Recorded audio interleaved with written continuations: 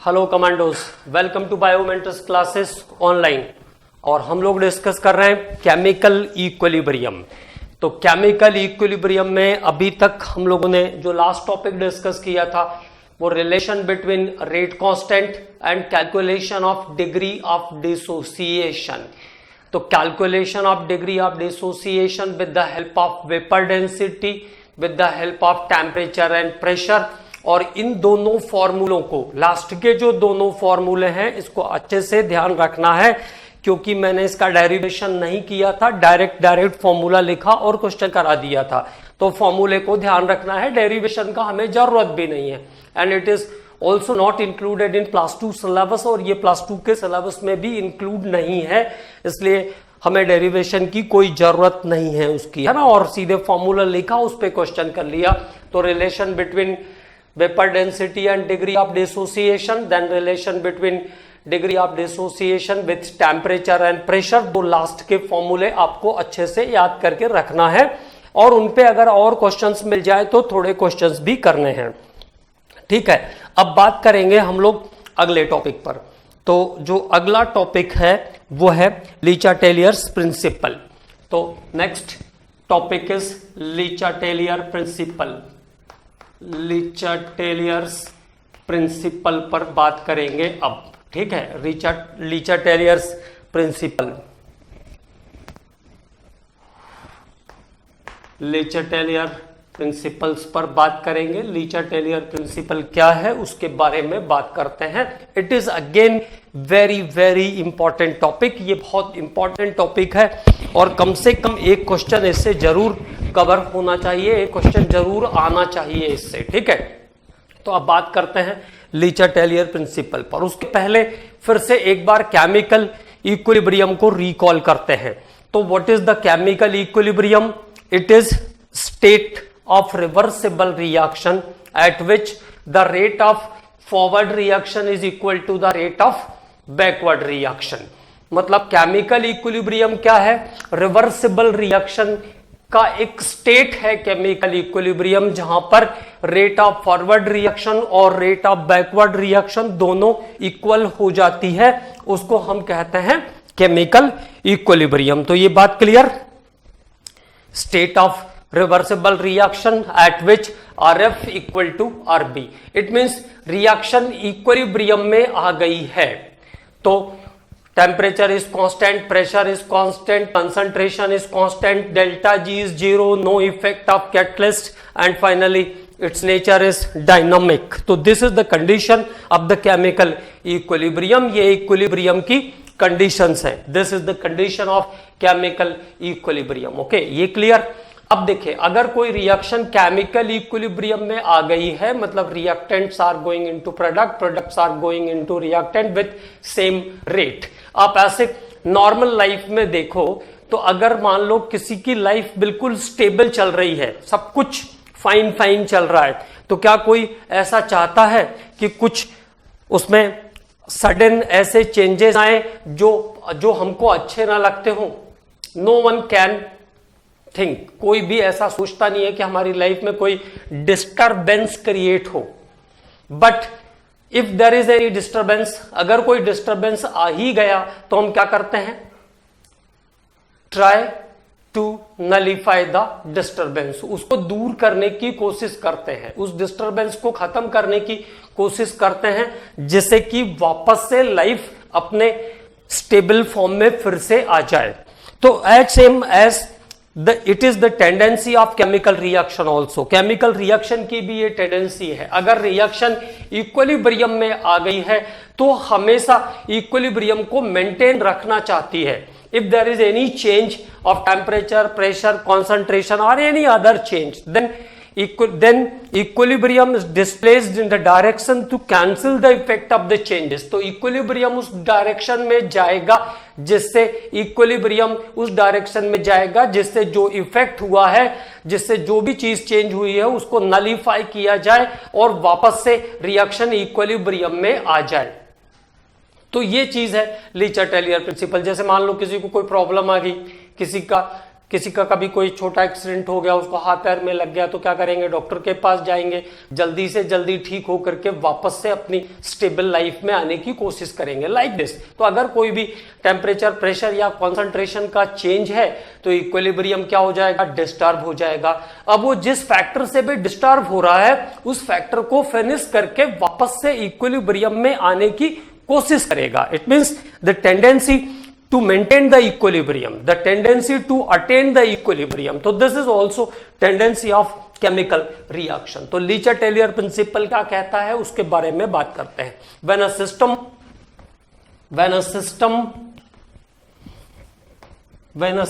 in equilibrium, when a system in equilibrium, when a system in equilibrium, अगर कोई तंत्र जो है वो साम्यावस्था पर है, ठीक है, when a system in equilibrium is subjected to change, is subjected to change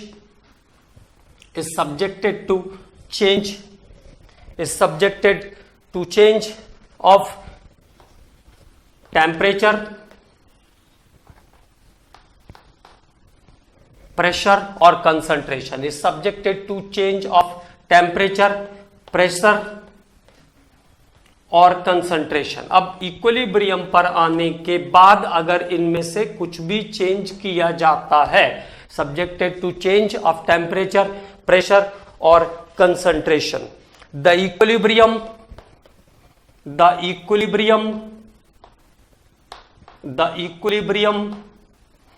is displaced in the direction,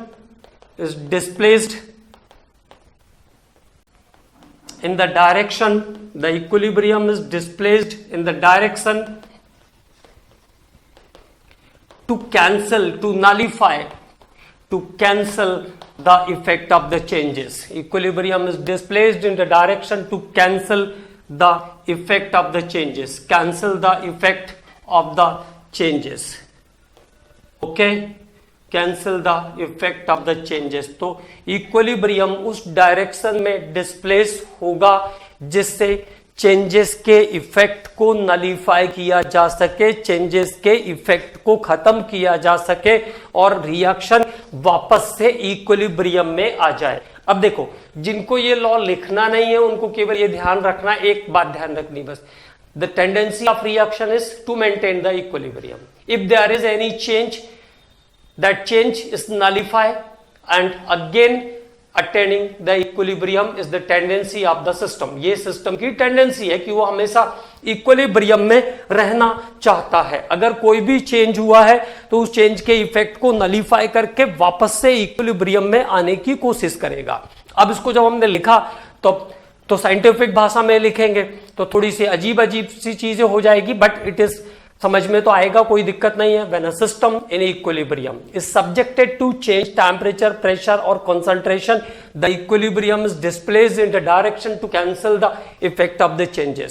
अगर कोई तंत्र साम्यावस्था पे है और वहां पर हम ताप दाब या सांद्रता में परिवर्तन कर रहे हैं तो साम्य उस दिशा में विस्थापित होगा जिससे किए गए परिवर्तन के प्रभाव को नष्ट किया जा सके।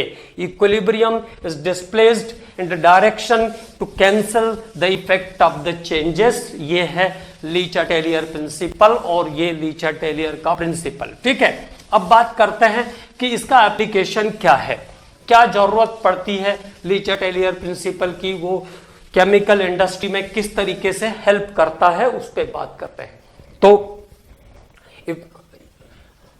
लीचर-टेलियर प्रिंसिपल का application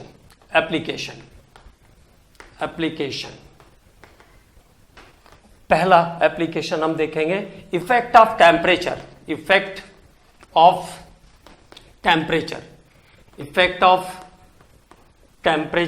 on chemical reactions, effect of temperature on chemical reactions। किसी केमिकल रिएक्शन पर टेम्परेचर का क्या इफेक्ट पड़ेगा, effect of temperature on chemical reaction. तो it is well known that temperature based reactions are of two types. On the basics of temperature there is two type of chemical reactions. Number 1 exothermic, पहला exothermic ऊष्माक्षेपी exothermic reaction, exothermic reaction. तो एक एक को finish करते हैं तो ज्यादा आसानी से समझ में आएगा। तो टेम्परेचर बेस्ड रिएक्शन दो टाइप के हैं, that is exothermic and endothermic, ऊष्माक्षेपी और ऊष्माशोषी। तो पहले बात करते हैं एक्सोथर्मिक रिएक्शंस की। हीट इवॉल्व, हीट इवॉल्व, जिनमें हीट इवॉल्व होती है, वो रिएक्शन जिनमें हीट इवॉल्व होती है। ऐसी कौन सी रिएक्शन आपने देखा? जैसे कैल्शियम ऑक्साइड चूने को लाइए और पानी में डालिए, it gives CaOH whole twice and huge quantity of heat, boil होने लगता है, अपने आप ऑटोमेटिकली बॉयल होता हुआ दिखेगा आपको। तो there is heat is evolve. अब बात क्लियर हो गई। तो हीट इवॉल्व, हीट इवॉल्व क्यों हुई? क्योंकि जो लाइम है, जो क्विक लाइम है, इसकी एनर्जी कैल्शियम हाइड्रोक्साइड से ज्यादा है। तो हम ऐसा कह सकते हैं energy content or heat content of reactant is more than heat content of product. इन रिएक्शंस में heat content of reactant heat content of product से ज्यादा है। Heat content of reactant is more than heat content of product. Clear? So how to calculate the enthalpy change? How to calculate the change in heat? Enthalpy of product minus enthalpy of reactant. इसका formula क्या है? Heat change हम कैसे निकालते हैं? Enthalpy of product minus enthalpy of reactant. और इस बार किसकी एंथैल्पी कम है? प्रोडक्ट की एंथैल्पी कम है। प्रोडक्ट माइनस रिएक्टेंट, कम में से ज्यादा को माइनस करोगे, 10 में से 12 को माइनस करने की कोशिश करोगे तो आंसर कैसा आएगा? नेगेटिव में आएगा। तो there is delta H is negative. तो डेल्टा एच की वैल्यू कैसी आएगी? नेगेटिव आएगी। सभी एक्सोथर्मिक रिएक्शन के लिए डेल्टा एच की वैल्यू केमिस्ट्री के साइन कन्वेंशन के अनुसार कैसी आएगी? नेगेटिव आएगी। तो ये बात क्लियर। एक्सोथर्मिक रिएक्शंस क्या है? जिनमें अपने आप हीट इवॉल्व होती है। ठीक, क्यों इवॉल्व होती है? क्योंकि रिएक्टेंट की हीट कंटेंट, रिएक्टेंट का जो एनर्जी है वो प्रोडक्ट से ज्यादा है।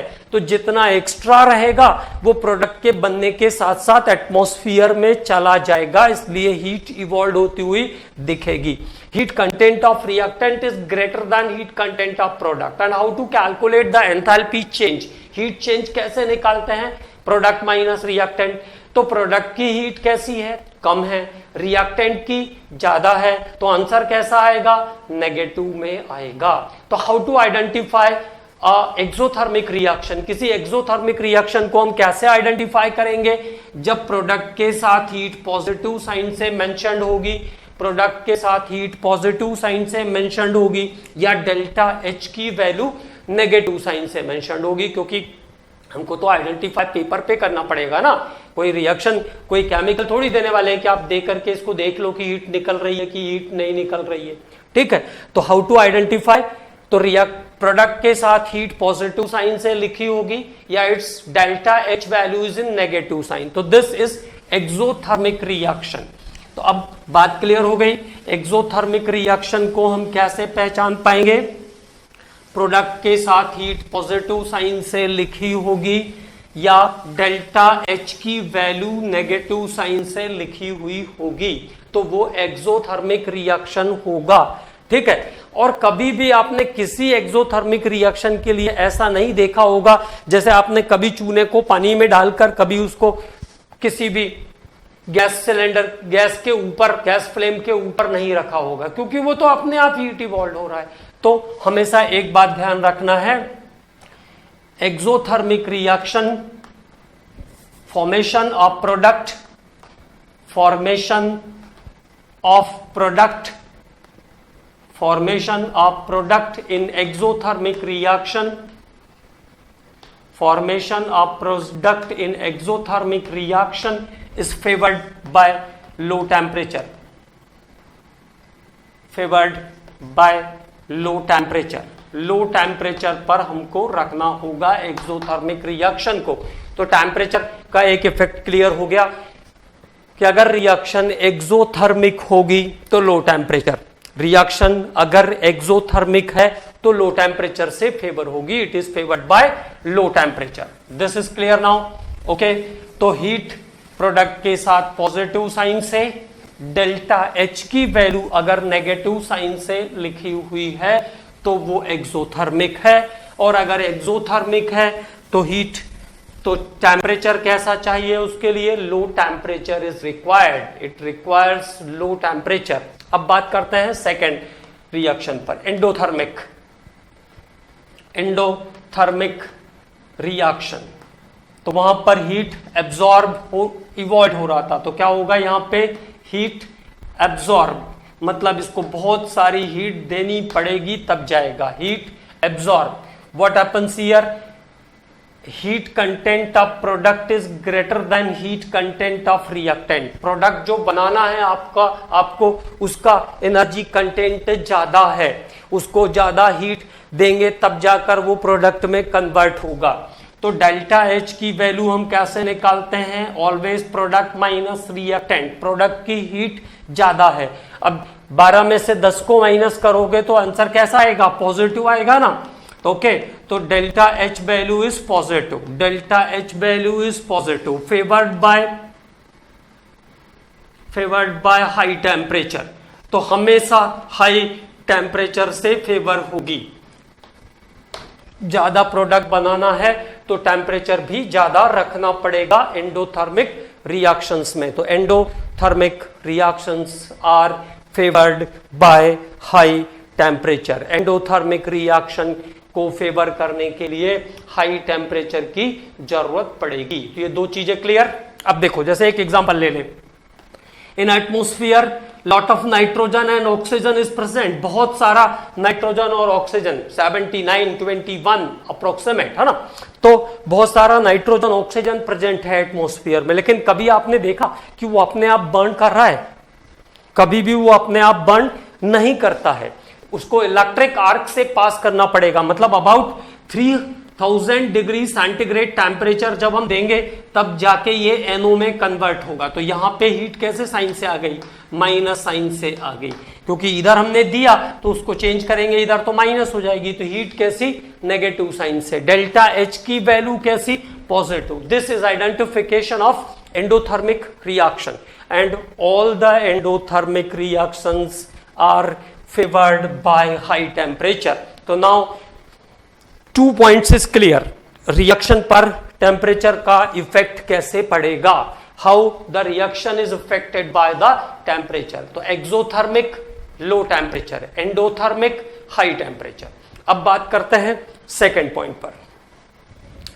तो टेम्परेचर के बाद बात करते हैं प्रेशर पर, how to calculate the effect of pressure.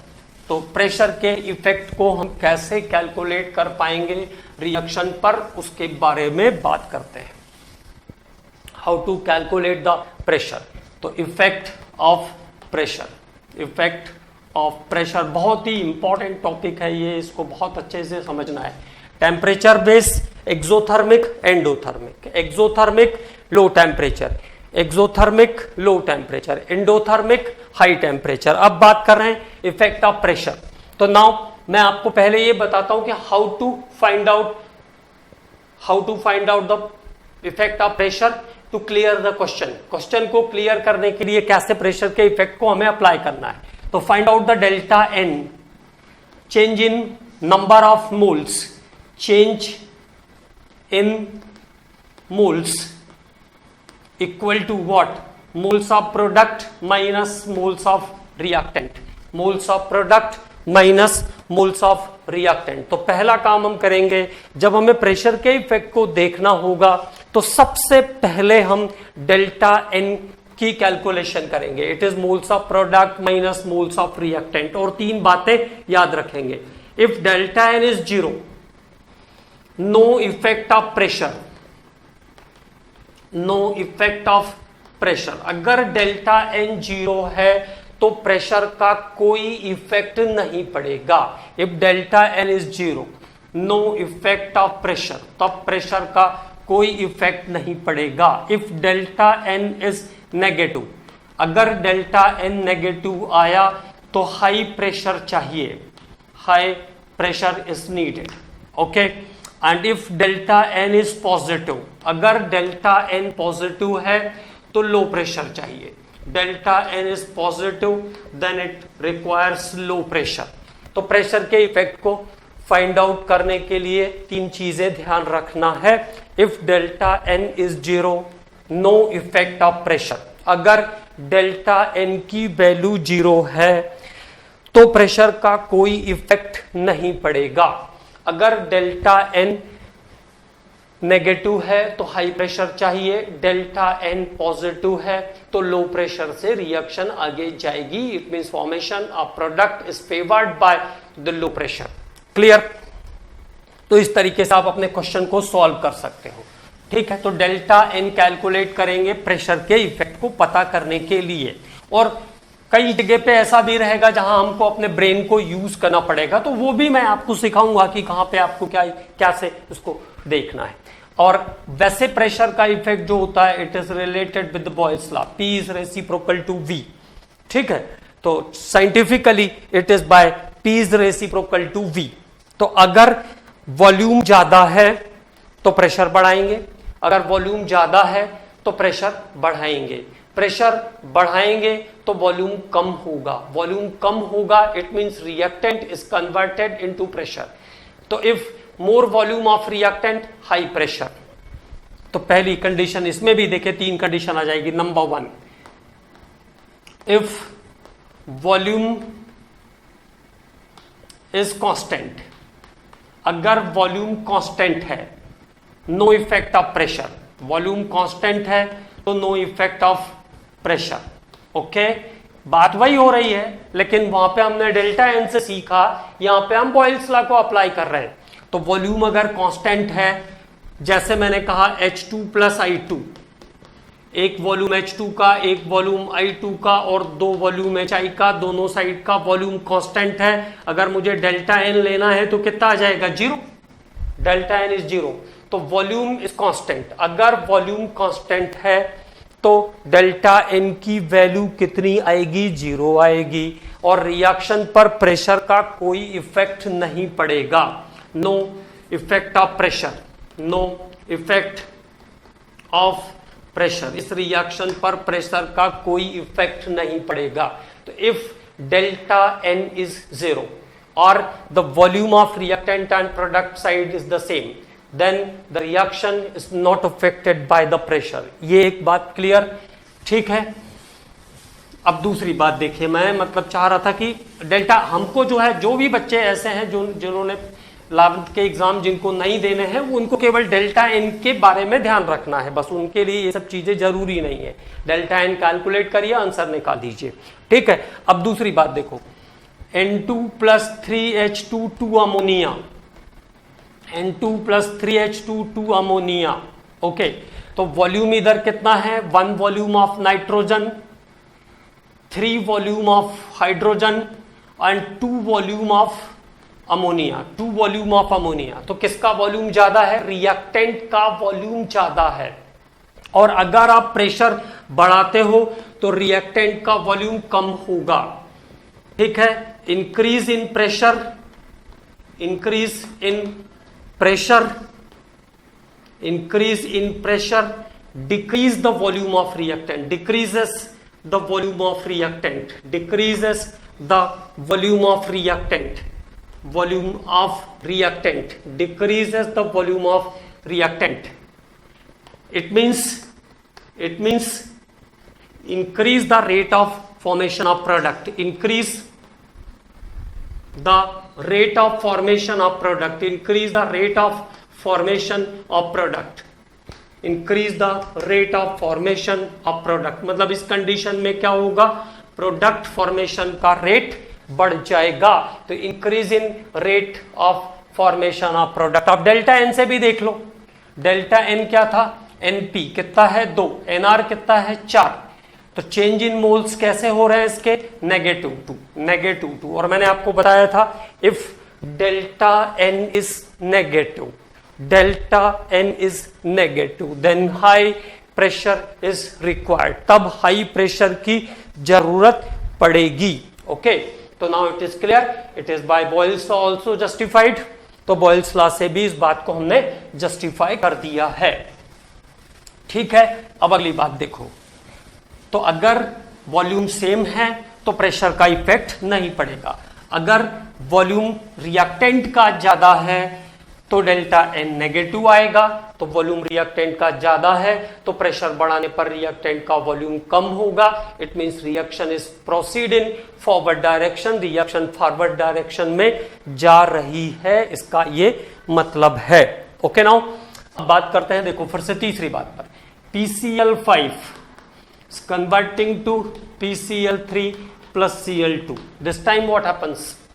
Volume of reactant is less than volume of product. Volume of इसका कितना वॉल्यूम? 1 वॉल्यूम।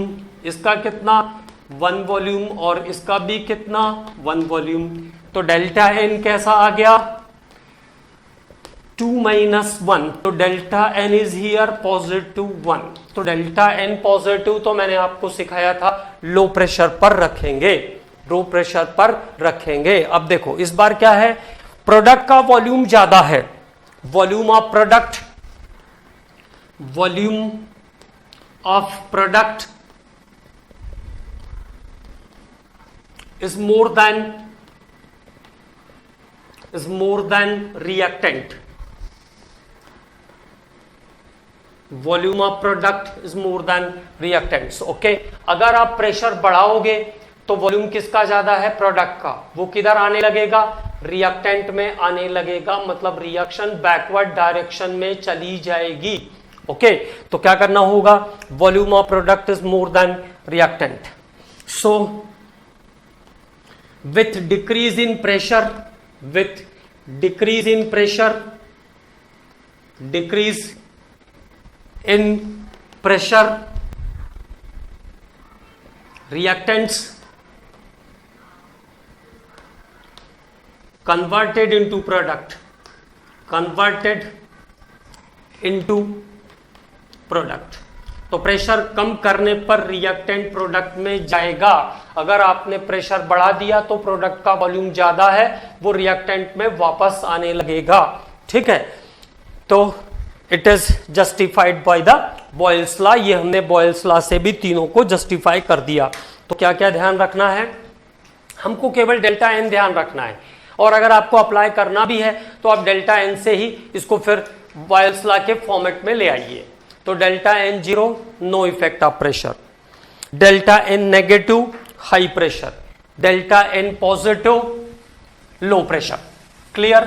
अब बात करते हैं इफेक्ट ऑफ कंसंट्रेशन। तो देखो कंसंट्रेशन का जो इफेक्ट है वो सभी रिएक्शन के लिए एक जैसा रहेगा। पहली बात ये ध्यान रखना है, सिमिलर फॉर ऑल। उसमें कोई डेल्टा एन का प्रॉब्लम नहीं क्रिएट होगा। कंसंट्रेशन ऑफ प्रोडक्ट सबके, concentration of reactant and product सभी रिएक्शन में उसका जो मेजरमेंट होगा वो सेम होगा। तो बात करते हैं कंसंट्रेशन पर। तीसरा इफेक्ट देखते हैं कंसंट्रेशन का इफेक्ट। पहले देखा टेम्परेचर, एक्सोथर्मिक तो लो, एंडोथर्मिक तो high, pressure delta N 0 no effect of pressure, delta N negative high pressure, delta N positive low pressure. और नाउ इफेक्ट ऑफ कंसंट्रेशन। जैसे मैंने कहा N2 + 3H2 gives 2 ammonia, N2 + 3H2 मिलकर के 2 ammonia बनाते हैं, plus ढेर सारी हीट भी इवॉल्व करते हैं।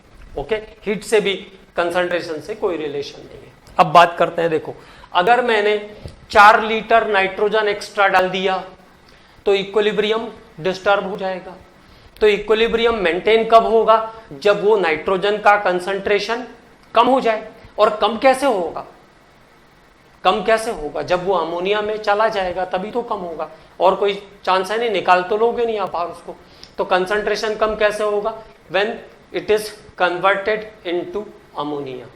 एज सेम एज अगर मैंने हाइड्रोजन का अमाउंट डाल दिया तो भी हाइड्रोजन का अमाउंट बैलेंस कैसे होगा? When it form the ammonia. It means what happens, पहली बात क्या ध्यान रखना है? Number 1, increase in concentration of reactant, increase in concentration of reactant increases the rate of forward reaction, increases the rate of forward reaction। किसी भी reactant को आप मिलाओगे तो रेट ऑफ फॉरवर्ड रिएक्शन क्या हो जाएगी, बढ़ जाएगी। Increase in concentration of reactant increases the rate of forward reaction. Reactant का कंसंट्रेशन बढ़ाने पर रेट ऑफ फॉरवर्ड रिएक्शन बढ़ जाएगा। Increase in concentration of reactant increases the rate of forward reaction. अब दूसरी चीज देखो, जैसे मान लो नाइट्रोजन और हाइड्रोजन मिलकर के अमोनिया बना रहे, तो in industries equilibrium can not be maintain. Ammonia बनेगा और हम उसको हटा देंगे। अमोनिया बना और उसको हमने रिप्लेस कर दिया, हटा दिया, अलग कंटेनर में भर के उसको फिल करते जाएंगे। तो अमोनिया का कंसंट्रेशन अगर हम कम कर रहे हैं तो रिएक्शन, तो क्या टेंडेंसी होगी इक्विलिब्रियम की, form ammonia and maintain the equilibrium, form ammonia and maintain the equilibrium. लेकिन हम उसके कंसंट्रेशन को इक्विलिब्रियम लेवल पे आने ही नहीं देंगे, बनेगा और हटा देंगे।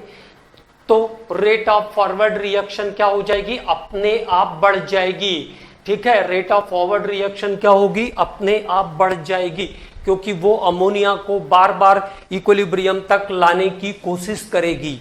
ठीक है, तो रिमूवल ऑफ प्रोडक्ट, दूसरी बात आ गई, removal of product, removal of product, removal of product increase the rate of forward reaction, increase the rate of forward reaction. तो अगर प्रोडक्ट को आप तेजी से हटाओगे तो इक्विलिब्रियम पर लाने की कोशिश करेगी रिएक्शन, और बनने के बाद हम उसको हटा देंगे तो रिएक्शन का रेट अपने आप फॉरवर्ड डायरेक्शन में बढ़ जाएगा। तो ये मेन इंडस्ट्रियल यूज है लीचे-टेलियर प्रिंसिपल का। हाई कॉन्सेंट्रेशन पे रखेंगे तो automatically rate of formation of product बढ़ जाएगा। मतलब कोई एक्स्ट्रा इलेक्ट्रिसिटी खर्च नहीं कर रहा है, केवल आप रिएक्टेंट को हाई कॉन्सेंट्रेशन पे रखें तो रेट ऑफ रिएक्शन ऑटोमेटिकली बढ़ जाएगी। अब तीसरी कंडीशन इसमें देखो क्या पूछते हैं। अब ऐसा पूछेंगे कि ये रिएक्शन चल रहा था और इसमें हमने अमोनिया का फॉर्मेशन का प्रोसेस चल रहा है और इसमें हमने 20 लीटर अमोनिया एक्स्ट्रा में मिला दिया। अगर आपने अमोनिया को एक्स्ट्रा में मिला दिया, इट मींस व्हाट हैपेंस, ये जो बन रहा है अमोनिया, इसको हमने एक्स्ट्रा मिला दिया, तब इक्विलिब्रियम कैसे आएगा, when ammonia is dissociate into nitrogen and hydrogen. तो in case of any chemical reaction, if amount of product is added, अगर एक्स्ट्रा प्रोडक्ट का अमाउंट मिला दिया तो रिएक्शन क्या हो जाएगी, बैकवर्ड डायरेक्शन में चली जाएगी। तो with increase in concentration of product, with increase in concentration of product, with increase in concentration of product, reaction takes place in backward direction, backward direction। तो रिएक्शन कहां चली जाएगी, बैकवर्ड डायरेक्शन में चली जाएगी। Reaction takes place in backward direction. तो there is the effect of concentration, ये concentration का इफेक्ट है। तो कंसंट्रेशन का इफेक्ट सभी रिएक्शन पर एक जैसा रहेगा। Addition of reactant, any of the reactant increase the rate of forward reaction. किसी भी रिएक्टेंट के मिलाने पर रेट ऑफ फॉरवर्ड रिएक्शन बढ़ जाएगी। प्रोडक्ट को अगर क्विकली रिमूव करोगे तो फॉरवर्ड रिएक्शन की रेट बढ़ जाएगी। अगर प्रोडक्ट को डाल दोगे एक्स्ट्रा अमाउंट में तो बैकवर्ड डायरेक्शन में आ जाएगा। It means decrease the rate of forward reaction and increase the rate of backward reaction. ठीक है, तो there is the effect of concentration. तो ये लीचा-टेलियर प्रिंसिपल, लीचा-टेलियर रिएक्ट के प्रिंसिपल पर क्या एप्लीकेशन है उसके बारे में हम लोग बात कर रहे हैं। ठीक है, तो टेम्परेचर का effect clear, exothermic low, endothermic high, pressure delta N 0, no effect of pressure, delta N is negative, high pressure, delta N is positive, low pressure. And now the effect of concentration, increase the concentration of reactant, reaction is in forward direction, RF बढ़ जाएगा. Decrease, और अगर आप product को तेजी से हटाते हो तो भी आरएफ बढ़ जाएगा, रेट ऑफ फॉरवर्ड रिएक्शन बढ़ जाएगी. If there is addition of product, RB increases, rate of backward direction increase हो जाएगी. अब इसमें एक कंडीशन और है, वो है एडिशन ऑफ इनर्ट गैसेस की. कभी कभी पूछते हैं उसके बारे में, तो हम लोग उसके बारे में भी बात कर लेते हैं. Addition of inert gases, inert gases, तो एडिशन ऑफ इनर्ट गैसेस. अब इसको भी बहुत स्पेसिफिकली ध्यान रखना है.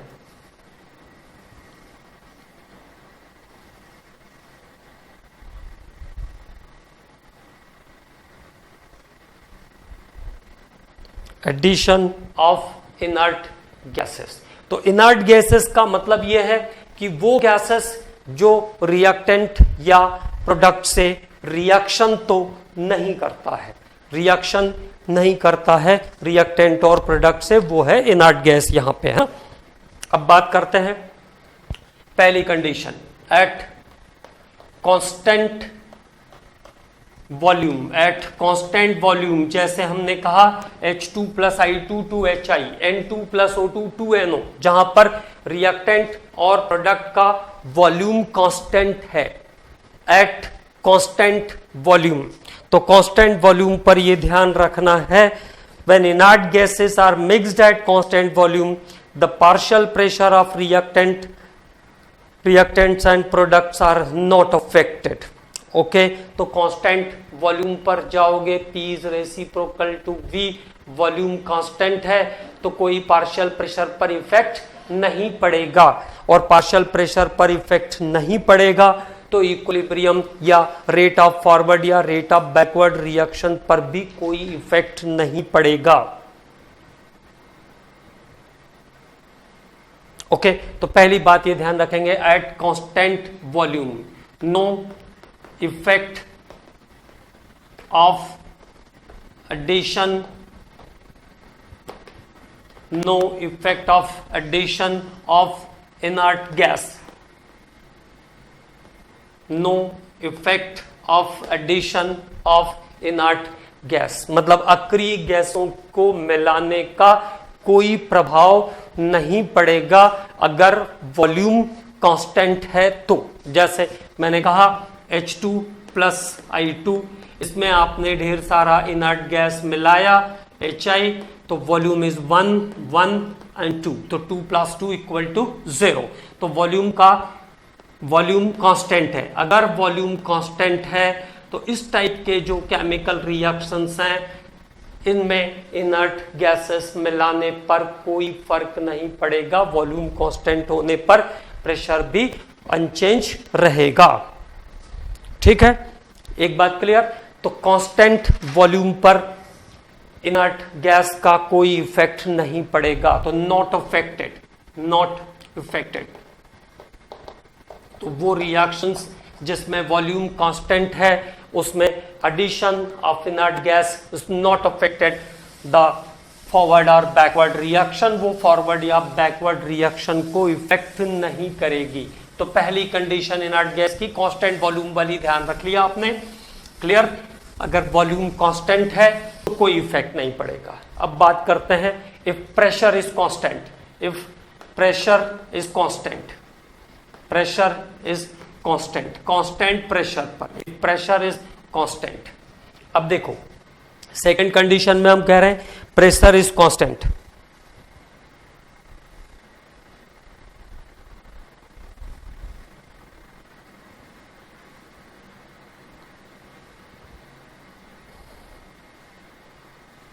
तो अगर कांस्टेंट प्रेशर पर हमने इनर्ट गैस मिलाया तो इनर्ट गैसेस क्या करेंगे, वॉल्यूम को बढ़ा देंगे, और अगर इनर्ट गैसेस के मिलने से वॉल्यूम बढ़ेगा तो प्रेशर भी क्या होने लगेगा, चेंज होने लगेगा, प्रेशर भी चेंज होने लगेगा। इसका मतलब है कि अब रिएक्शन के ऊपर इनर्ट गैसेस का इफेक्ट पड़ेगा। तो यहां पे एट कांस्टेंट प्रेशर पर इफेक्ट पड़ने वाला है। तो थोड़ा सा लिख लेते हैं। When inert gases are mixed at constant pressure, when inert gases are mixed at constant pressure, inert gases are mixed at constant pressure, inert gases are mixed at constant pressure। तो प्रेशर कांस्टेंट है, volume तो constant रखा नहीं आपने, ठीक है ना। तो inert gases are mixed at constant pressure, the volume of system increases, the volume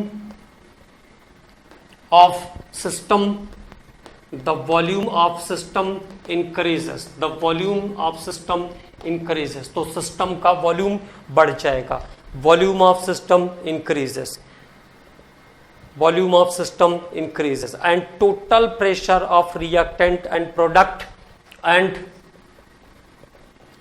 total pressure of reactant and product, reactants and products,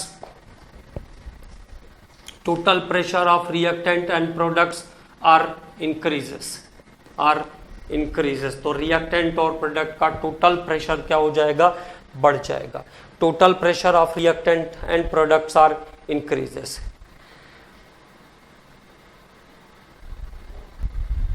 so reaction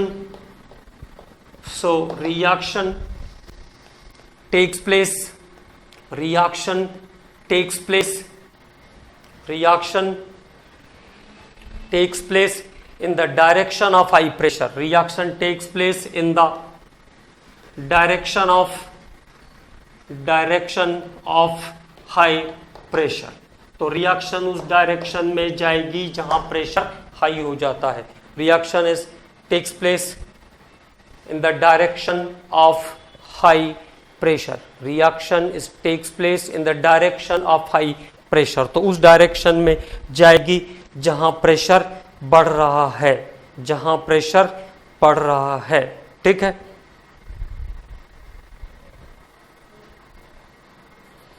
high pressure और दैट साइड ऐसा भी समझ सकते हैं, और that side where number of molecules of gases are more, or that side where number of molecules of gases are more, जहां पे number of molecules of gases ज्यादा होंगे। इससे समझना ज्यादा आसान है, ठीक है। तो वहां पे उस तरफ को जाएगा जिधर गैसेस के मॉलिक्यूल्स का नंबर ज्यादा होगा। अब मैं इसको आपको एक शॉर्टकट फॉर्म में भी लाके देता हूं जिससे कि ये आपको क्लियर रहे। तो कांस्टेंट वॉल्यूम रहेगा तो कोई फर्क नहीं पड़ेगा, लेकिन अगर कांस्टेंट प्रेशर है तो इनर्ट गैस मिलाने का फर्क पड़ेगा।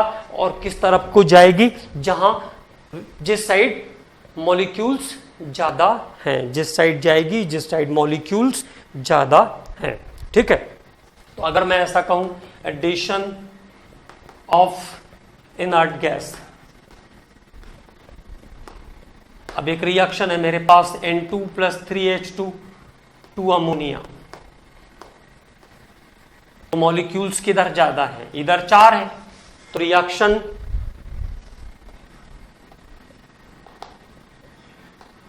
बैकवर्ड डायरेक्शन में जाएगी। Reaction proceed in backward direction, reaction proceed in backward direction. 2SO2 + O2 2SO3 क्या बढ़ जाएगा, increase again RB, rate of backward direction बढ़ जाएगी। रेट ऑफ बैकवर्ड डायरेक्शन में डिसोसिएशन का रेट जो है SO3 का बढ़ जाएगा। Increase rate of backward reaction, increase rate of backward reaction. PCl5 तो इट इज PCl3 + Cl2। अब किधर ज्यादा है, अब इस साइड ज्यादा है। प्रोडक्ट साइड ज्यादा है तो रिएक्शन किधर जाएगी, जिधर मॉलिक्यूल्स ज्यादा होंगे उस साइड जाएगी। तो increase forward reaction, increase forward reaction. तो this is the effect of addition of inert gases, ये इफेक्ट है एडिशन ऑफ इनर्ट गैसेस का। This is the effect of addition of inert gases. Okay, clear. तो अगर volume, सीधे सीधे दो लाइनें ध्यान रख लो, अगर वॉल्यूम कांस्टेंट है तो कोई फर्क नहीं पड़ेगा, लेकिन अगर प्रेशर कांस्टेंट है तो अगर आपने इनर्ट गैस मिलाया तो उस तरफ जाएगी जिधर number of molecules of gases ज्यादा है। ठीक है, अब इसको एडिशन ऑफ इनर्ट गैस के बारे में हम लोग बात कर रहे थे। तो डेल्टा एन अगर 0 है तो क्या हो जाएगा, no effect of addition of, shortcut मारते हैं, no effect of addition of inert gas, inert gas के एडिशन का कोई इफेक्ट नहीं पड़ेगा। अगर डेल्टा एन नेगेटिव है, डेल्टा एन नेगेटिव जैसे अमोनिया N2+3H2 अमोनिया, तो डेल्टा एन कैसा आएगा, नेगेटिव। H2SO2 + O2 2SO3, तो डेल्टा एन कैसा आएगा, नेगेटिव। तो डेल्टा एन अगर नेगेटिव है, if delta N is negative, तब क्या होगा, no effect of addition of inert gas. यहां पे क्या होगा, rate of backward reaction, backward reaction मतलब RB, rate of backward reaction RB increases, rate of backward reaction increase हो जाएगी, rate of backward reaction increases. Delta N अगर positive है, delta N positive है तो RF increases, rate of forward reaction क्या हो जाएगी, बढ़ जाएगी। नाउ इट इज क्लियर, अब तो क्लियर है। अगर डेल्टा एन पॉजिटिव है तो बैकवर्ड डायरेक्शन में, फॉरवर्ड डायरेक्शन में जाएगी, डेल्टा एन नेगेटिव है तो बैकवर्ड डायरेक्शन में जाएगी, और अगर डेल्टा एन 0 है तो no effect of addition of inert gases, तब इनर्ट गैसेस के एडिशन का कोई इफेक्ट नहीं पड़ेगा। In the next lecture we are going to talk about the some equations related with the Arrhenius equation, related with the Lesch-Taylor principle, and then about the ionic equilibrium start करेंगे, and that is from acid base concept. Okay commandos, thank you.